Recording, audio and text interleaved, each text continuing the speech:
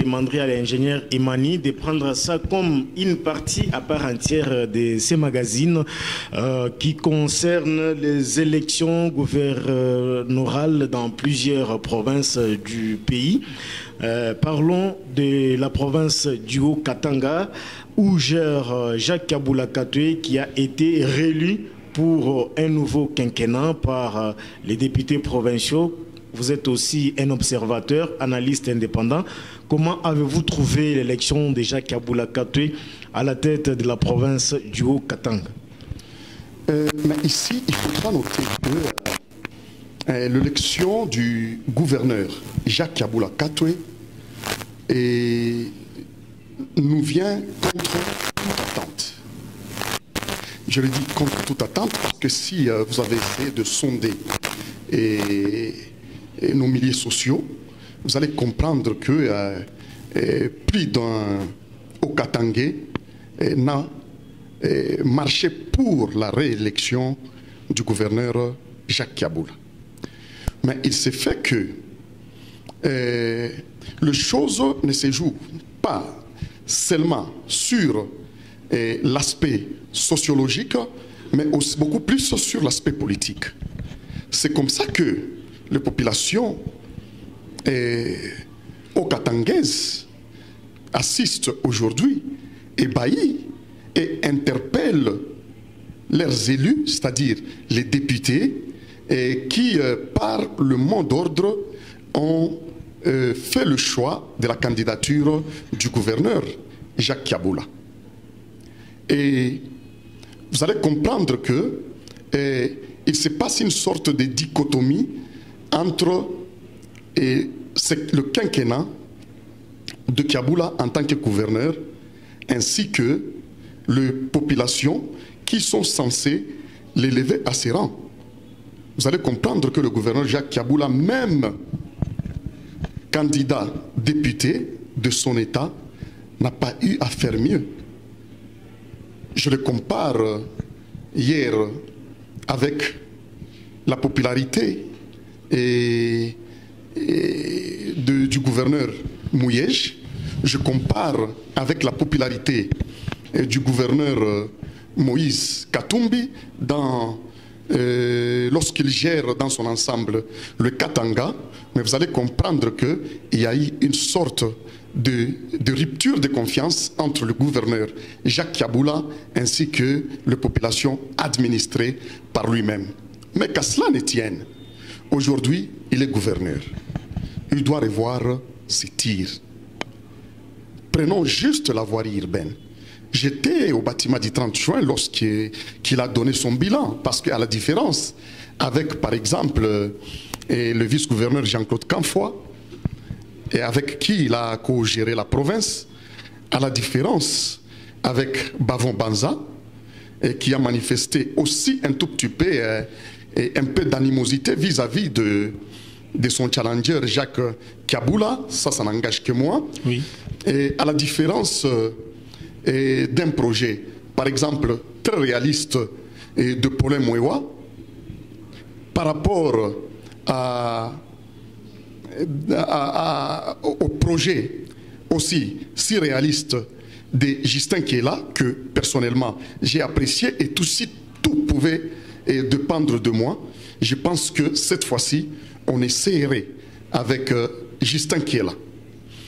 Et donc, le gouverneur Jacques Kaboula doit faire preuve d'un peu plus de sursaut patriotique pour relever un peu les niveaux de sa gestion. J'étais en train de vous dire par rapport à la voirie urbaine, aujourd'hui, Lubumbashi n'est pas un luxe. Allez-y dans les communes qui environnent la commune de Lubumbashi. Mais vous allez voir que la dégradation de routes laisse à désirer. Nous l'avons bien crié lors de son mandat. Mais lorsque vous prenez les observateurs comme des ennemis, lorsque vous prenez les opposants comme des ennemis, c'est-à-dire que vous allez gérer par défi, essayez de prendre ce qui vient de leur côté, vous aurez un autre son de cloche par par rapport à ce que vous faites. Parce que généralement, lorsque vous êtes dans votre propre maison, vous pensez que tout est en ordre. Mais c'est de voir et de prendre un autre son de cloche. Ça va vous aider à améliorer votre gestion. Je pense que je ne suis pas sans contredit si vous prenez l'avenue Kiwele, aujourd'hui impraticable. C'est une avenue qui est juste à côté de la ville de Lubumbashi. Prenez l'avenue Moulongo, dans la commune de la Katouba. Prenez toutes nos avenues prestigieuses, presque, qui environnent la commune de Lubumbashi. Je vois aujourd'hui, chapeau bas, on est en train de poser la deuxième couche. On est en train de faire la finition sur l'avenue Kasangulu, ainsi que les avenues secondaires. Et ça, nous n'avons qu'à applaudir le gouverneur Jacques. Pourquoi? Parce qu'on a bel et bien, on a beau crier, qu'il a fallu tout simplement qu'il se concentre sur les avenues inachevées qu'il avait héritées de Moïse Katumbi. Aujourd'hui, serait un succès de Jacques Kiaboula. Mais toutes ces avenues-là, la plupart sont à refaire. À moins qu'il a au moins commencé à récupérer. Je vois qu'il a récupéré et Kasangulu, ainsi que les autres avenues secondaires. Donc, vous allez comprendre aussi que la gestion de la province ne se limite pas seulement dans la construction des routes. Le social. Aujourd'hui, pourrait-on dire que Jacques Kiaboula est un acteur du social? Je m'en doute. Regardez le nombre élevé des enfants de la rue. Ils sont autant congolais que nous, et l'État congolais a le devoir et l'obligation de les prendre en charge. Mais regardez, et l'aspect sécuritaire, à un certain moment, c'était une situation alarmante. Mais aujourd'hui, quand même, nous pouvons nous dire que ça s'est un tout petit peu amélioré. Mais quand est-ce que ça s'est amélioré? C'est après qu'il soit interpellé à Kinshasa, l'ex-ministre de l'Intérieur, Eric Mouta, lorsqu'il dit tout haut que je vais éventrer les bois sur la situation sécuritaire de la ville de Lubumbashi, qu'on a vu automatiquement la situation s'améliorer de soi. Il n'y a eu aucun effort du gouvernement provincial. Juste quelques paroles de l'ex-ministre de l'Intérieur. Donc c'était manigancé, l'insécurité. Je ne sais pas si c'était manigancé, mais nous avons constaté que, parce qu'il y a des audios, il y a des vidéos, lorsqu'il avait dit tout haut que je vais inventer le BOA sur la situation sécuritaire de la province du Haut-Katanga et particulièrement de Lubumbashi, je vais inventer le BOA sur la situation de mise en sac des êtres humains. Vous avez vu que depuis lors, on ne parle plus de ces phénomènes. Bon, ça pouvait être tout simplement un discours pour la consommation de l'opinion. Nous connaissons bien comment les politiciens se comportent. Un discours pour la consommation de l'opinion, mais qui a payé. Mais depuis 7 ans, il était toujours dans les gouvernements. Pourquoi il n'avait pas eu à les dénoncer? C'est seulement quand il n'est pas au mangeoire, à la mangeoire plutôt, il commence à faire des déclarations. Bon, prenons un peu la part des responsabilités. Doit-on simplement clouer Jacques Kiaboula Katumbi au pilori, alors que nous savons qu'avec le mode de gestion de la décentralisation, c'est aussi l'organe délibérant, l'Assemblée provinciale, qui est censée contrôler les actions de l'exécutif provincial. Alors, s'il n'y a pas les contrôles de l'Assemblée provinciale, les gouverneurs ne peuvent pas seuls payer les prix. Parce que tout à l'heure, vous venez de dire que c'est juste après l'interpellation de Kinshasa. Alors, que faisait l'Assemblée provinciale? Exactement.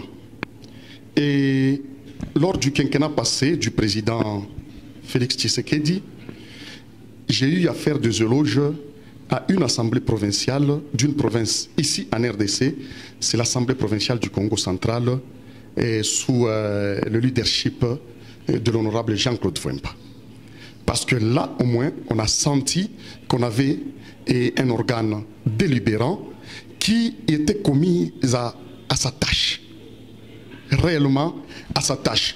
On a senti que le gouverneur du Congo central ne pouvait pas faire du n'importe quoi. On a senti que Jean-Claude Vwemba avait pratiquement le résultat de la province avec toute la mission parlementaire organisée par lui, et on a vu même comment est-ce que le contrat léonais ont été redressés sous l'emprise de Jean-Claude Vwemba. Si aujourd'hui Bolloré ne sait pas prendre Onatra, si aujourd'hui Bolloré ne sait pas prendre le port de Matadi, mais c'était sous le coup de poing sur la table de l'honorable Jean-Claude Vwemba. Mais malheureusement, pour la RDC, on n'a pas besoin de ceux-là qui sont au service de nos populations. On a besoin de ceux-là qui sont au service de cette oligarchie quinoise. C'est-à-dire le groupe de gens qui y est installé à Kin et qui, lors de descente dans la province, ils viennent pour tout prendre. Jacques Kaboula, nous ne pouvons pas dire qu'il a mal géré la province par lui-même, mais c'est tout un système. Qu'est-ce qu'il devrait faire? Aussi, à un certain moment, il devrait tout amener à Kinshasa pour conserver son fauteuil. Je pense que la culture de noblesse nous manque, parce qu'avec ce que nous voyons sous d'autres cieux, c'est-à-dire que beaucoup de gouverneurs, je pense, devraient démissionner. L'organe délibérant du Haut-Katanga, sous le leadership de l'homme d'ensemble, Michel Katebi. Nous pouvons dire que ça a été un organe le plus médiocre de la RDC, suivi de celui du Lualaba. Parce qu'à Kinshasa, on a senti, même si avec animosité, quelquefois, Godin Poyo essayait un tout petit peu de bouger. Mais c'est le système. Que voulez-vous? Que voulez-vous? Peut-être qu'aujourd'hui, avec Michel Kaboué, à moins qu'il perde le nord, nous allons voir qu'il va aller contre ses opinions, il va aller contre ses convictions. Mais au moins ici, avec Michel Kaboué, je suis très d'avis qu'ils vont essayer de gérer ensemble et les choses peuvent partir, parce qu'au cas contraire, moi je sais que Michel Kaboué n'hésiterait pas de taper du poing sur la table pour redresser la gestion de la province. Et ici, je pense que s'il ne veut pas non plus s'enterrer dans le Haut-Katanga, on a vu des gouverneurs qui sont passés ici, mais comment ils y sont partis. S'il ne veut pas mal finir, c'est-à-dire qu'il n'a qu'à redresser, il est là. Nous lui devons du respect, c'est du sens patriotique. Nous lui devons de l'accompagnement, c'est du respect, c'est du sens patriotique. Mais nous devons lui demander aussi de redresser sa gestion, parce que le quinquennat passé, cette gestion laissait à désirer. Et même tout le contrat qu'il y a, tous les contrats qui ne respectent pas les normes doivent être redressés ou éradiqués dans notre province. Si on pouvait étaler comment on gère aujourd'hui le péage de notre province, en tout cas je pense que les communs de Congolais peuvent laisser couler de larmes. Donc c'est très mal géré. Aussi, un dernier mot d'ailleurs, à l'endroit des députés provinciaux qui ont porté leur choix sur la personne de Jacques Kaboula Katoué, parce que la population, selon vous, si ça dépendait des discours à valider pour être gouverneur, vous auriez validé celui prononcé par Justin Kila. Exactement. Et les députés ont cette charge. Vous êtes en train de voir, au fur et à mesure que notre processus électoral le cycle électoral avance, vous êtes en train de voir que nos représentants, les députés, sont en train d'être sanctionnés. Je pense que nous leur tenons à l'œil. Ils n'ont ni notre merci, ni notre pardon. C'est-à-dire qu'ils doivent jouer leur rôle. Aujourd'hui, les députés se sont oubliés. Les députés ont oublié les rôles qu'ils ont à gérer. Aujourd'hui, l'Assemblée provinciale pense qu'ils ont pour patron le gouverneur de la province. Ils ont pour patron le gouvernement provincial, alors que ce n'est pas ça. Le patron de la province, c'est l'Assemblée provinciale avec à sa tête le président de l'Assemblée provinciale. C'est lui le patron de la province. Et aujourd'hui, c'est pourquoi je vous dis que le quinquennat passé a été une médiocrité. Voilà pourquoi, d'ailleurs, j'aimerais que les gens sachent pourquoi est-ce que l'honorable Juvenal Kitungwa a été barré.